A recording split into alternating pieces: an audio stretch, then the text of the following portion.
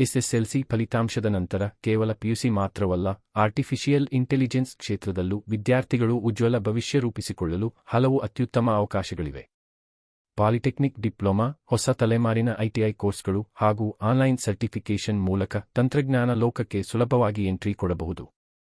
SSLC ಫಲಿತಾಂಶ ಪ್ರಕಟವಾಗುತ್ತಿದ್ದಂತೆ ಲಕ್ಷಾಂತರ ಮನೆಗಳಲ್ಲಿ ಶುರುವಾಗುವ ಅತಿ ದೊಡ್ಡ ಚರ್ಚೆಯೇನೆಂದರೆ ಮಕ್ಕಳನ್ನು ಮುಂದೆ ಯಾವ ಕೋರ್ಸ್ಗೆ ಸೇರಿಸಬೇಕು ಎಂಬುದು.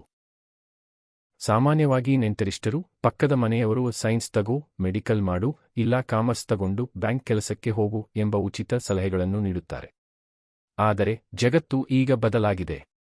ಚಾಟ್‌ಜಿಪಿಟಿಯಂತಹ ಕೃತಕ ಬುದ್ಧಿಮತ್ತೆ ಎಐ ಸಾಧನಗಳು ಎಲ್ಲೆಡೆ ಆವರಿಸಿಕೊಳ್ಳುತ್ತಿರುವ ಈ ಕಾಲದಲ್ಲಿ ಸಾಂಪ್ರದಾಯಿಕ ಕೋರ್ಸ್ಗಳಿಗಿಂತ ಭವಿಷ್ಯದ ತಂತ್ರಜ್ಞಾನದ ಕಡೆಗೆ ಹೆಜ್ಜೆ ಹಾಕುವುದು ಜಾಣತನ.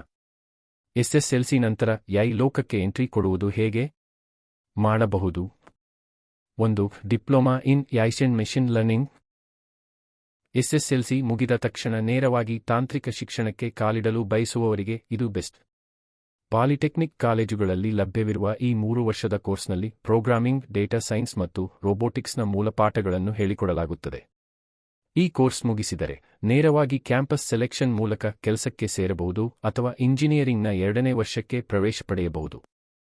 2. ಹೊಸ ತಲೆಮಾರಿನ ಐಟಿಐ ಕೋರ್ಸ್ಗಳು. ಐಟಿಐ ಅಂದ್ರೆ ಬರೀ ಫಿಟ್ಟರ್, ಎಲೆಕ್ಟ್ರಿಷಿಯನ್ ಅಷ್ಟೇ ಎಂಬ ಕಾಲ ಮುಗಿಯಿತು.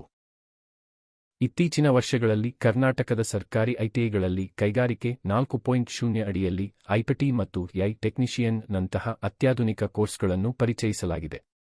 ಸ್ಮಾರ್ಟ್ ಸಾಧನಗಳ ನಿರ್ವಹಣೆ ಬಗ್ಗೆ ಇಲ್ಲಿ ತರಬೇತಿ ನೀಡಲಾಗುತ್ತದೆ. ಇದು ಕಡಿಮೆ ಅವಧಿಯಲ್ಲಿ ಕೈತುಂಬ ಸಂಬಳ ತರುವ ಉದ್ಯೋಗ ಪಡೆಯಲು ಸಹಕಾರಿ.